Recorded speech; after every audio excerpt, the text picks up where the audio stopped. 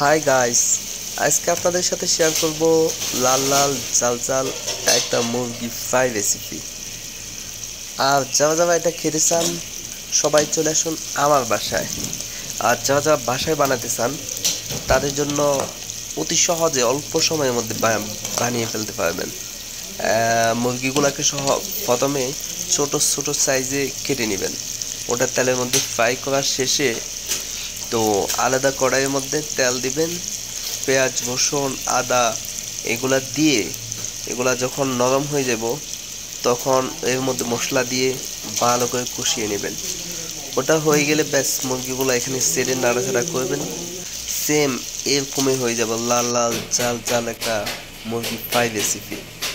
এটা চাইলে রুটির সাথে খেতে পারেন, চাইলে ভাতের সাথে খেতে পারেন, চাইলে এমনিতেই খেতে পারেন।